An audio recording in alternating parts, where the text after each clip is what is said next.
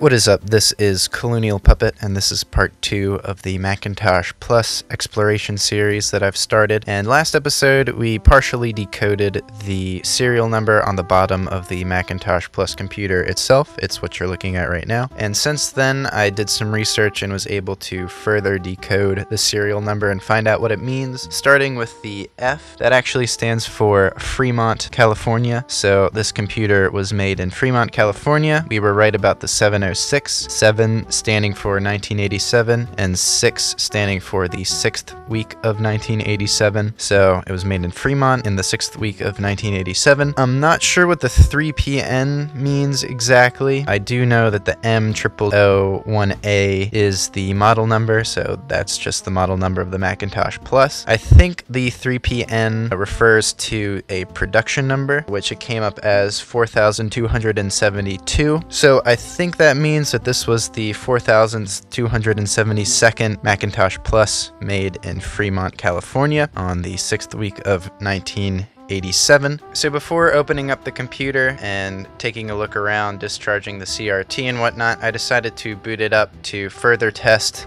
the issue with the keyboard. If you remember last episode, we couldn't get this keyboard to type, and to try and troubleshoot, we replaced the proprietary phone cord-like connector for the keyboard. We swapped it out with this one. Didn't fix the issue. However, I kind of feel like an idiot because I have this keyboard lying around, which is also compatible with the Macintosh Plus. In fact, this is the keyboard that originally came with the Macintosh Plus with the numeric keypad. This is actually for the 512, 128K Macintoshes, and it just so happened to come with this one. So I thought, before we get started, why not test this keyboard to see if the issue is with this keyboard right here and not with the computer itself. I don't know why I didn't do that last episode. It kind of skipped my mind, but we're going to do that now. So I'm actually going to swap out this keyboard with this keyboard and then that cord with this cord. Now for the moment of truth, let's see if this keyboard types. Alright, so we're still getting no typing. However, not all hope is lost. We're going to swap out the proprietary keyboard connector once again with this other one that came with this keyboard to see if this combination might do us any better. Alright, so it looks like we have typing. Let me test all the letters. Interesting, very interesting. Now I'm curious, let's see what happens when we plug this back in. No typing. So let's just try this one more time. Let's plug this in.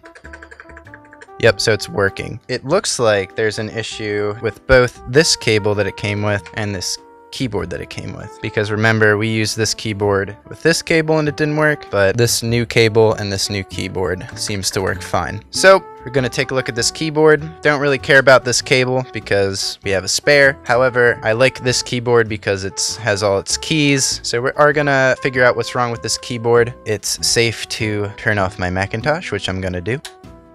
Now I'm going to wait a little bit before taking this apart and discharging the CRT. I don't want to discharge the CRT right after having it on for a little bit. When I come back, we're going to pop this sucker open and take a look at what makes it tick. Alright, now we have the Macintosh Plus all by its lonesome. It's been off for a little over an hour now, so the CRT shouldn't hold too much of a charge. Still, never take any chances. Always discharge it before you start messing around with what's on the inside of this or anything with a CRT. And what you're going to need to open one of these bad boys up is what some call the Mac Cracker. It's basically a really long T15 Torx driver. You're also going to need a slightly modified screwdriver. The only thing different about this screwdriver, you could probably already tell, is that it has alligator clips and a wire taped to it. It's actually clamped around the screwdriver itself, and I just covered it in tape so it wouldn't slip off. I also just have a regular old screwdriver for getting at the floppy drive and a bottle of WD-40. Like I said in the last episode, the floppy disk drive might be seized up in some places. It might need some lubing up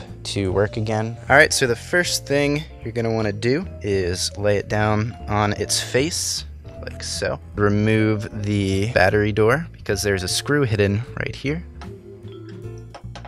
remove said screw. By the way, this is the first time I'm opening this Macintosh Plus. I have not peeked inside. And why are we opening it, you might ask? Well, before I answer that, there's 2 other screws that you need to open. Actually, 4 other screws. 2 screws right here, and the reason why this is so long is because there's 2 other screws inside this handle. But why are we opening it up?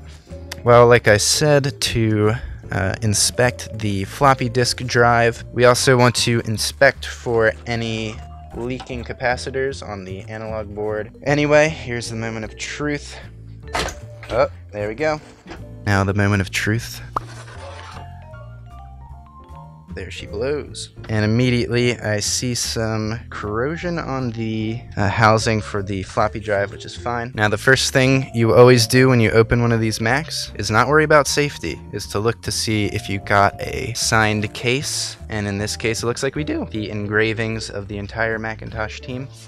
I'll show it to the camera, but you probably can't see it. If not, I will superimpose some footage of it better lit on top of this. Now, before we discharge the CRT, the first thing we're going to want to do is disconnect the logic board, because when you're working with high voltage stuff, you don't want to send electricity to the board and possibly damage it. Alright, so now that we have it open, and now that we have the logic board separated from any of the high voltage parts, we can move on to discharging this CRT right here. So the first thing you're going to want to do is take your T15 Torx driver and make sure that this is not loose. Not necessarily tight, you don't want to over tighten it and break the plastic of the case. You just want to make sure that it's making good connection. Then you're going to want to connect your modified screwdriver and make sure it's clipped to the ground like that. And now what you're going to want to do with one hand behind your back, using one hand, I'm going to use it to slide this under this little suction cup right here. I'm going to make contact with the little metal piece that's on the inside of this suction cup. And if you just used it, you should hear a spark. It doesn't always make a spark. In this case, it's been off for at least an hour now. So if it does make a spark, it shouldn't be too loud. If we did this right, should be able to slide this underneath. All right.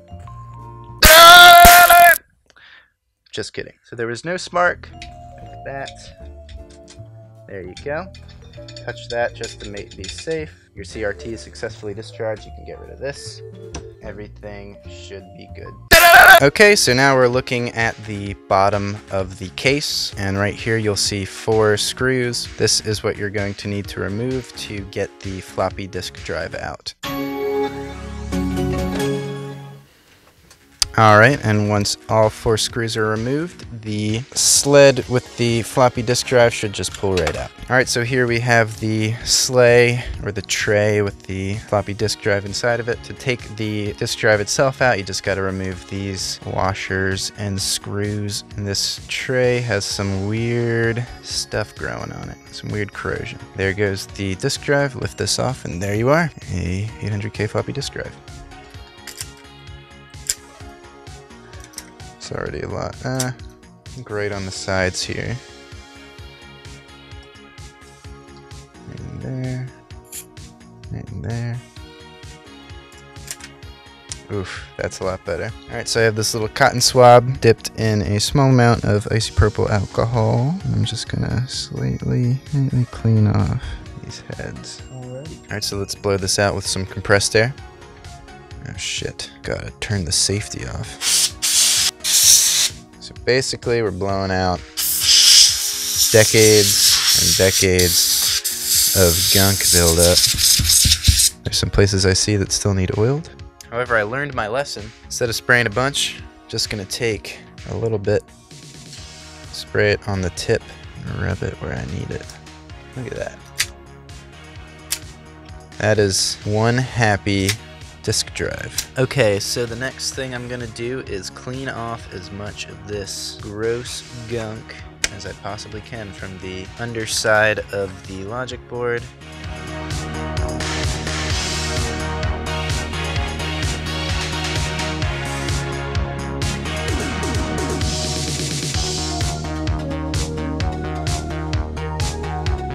So I think that looks a lot better than it did. Alright, so the next thing I'm going to do is I'm going to put the logic board back into the Macintosh Plus, and then we're going to test the floppy drive to see if what we did to it will get it working again.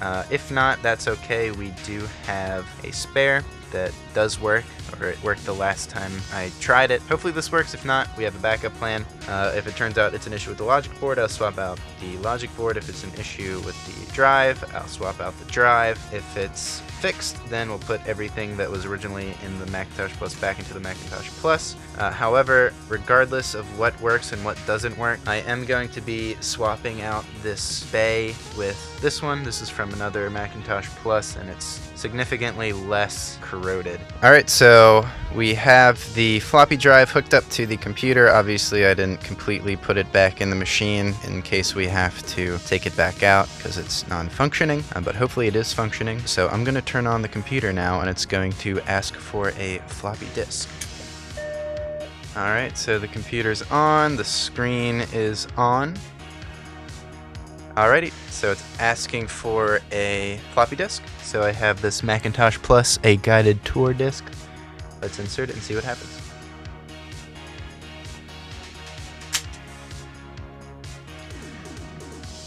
Alrighty, and it looks like it's reading it. We got a happy Mac. Welcome to Macintosh. There it goes. Awesome.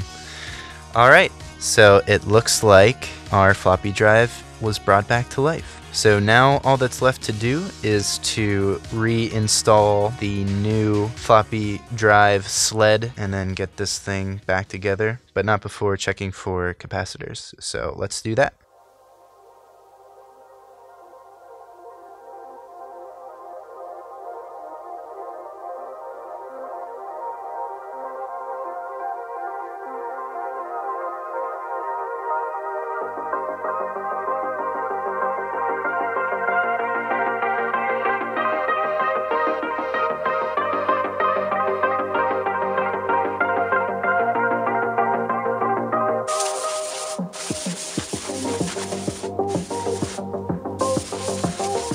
Alright, so looking at the capacitors, it doesn't look like there's anything too bad. I definitely want to replace the one up top right there. And then there's a couple in here that look like they're just about bulging. There's nothing really too drastic. They look alright, and if there is any bulging, it's very minor. Maybe that guy right there. Right now, I think these will get me by, at least for a little bit, but I definitely want to replace that guy up top and maybe some of these later down the road. But yeah, I think I'm going to call it for episode 2. We got the disk drive back up and running. By the way, I put the wrong drive bay back. I said I was going to swap it out with the one with less corrosion on it. I accidentally grabbed the one that it came with. Next episode, I'm going to take that out. I'm actually going to replace this metal frame as well because I've noticed some corrosion on that. So I have another one that is in pretty good condition. So yeah, next episode, I think I'm going to start on, well, like what I just said, placing the frame, which requires like a full teardown, placing the frame, placing the floppy drive sled for real this time, and then doing some cosmetic work on the outside casing. I hope you enjoyed this episode. Be sure to check out the next episode when it comes out, and the previous episode if you would like to follow along. And other than that, this has been Colonial Puppet. Have a nice day.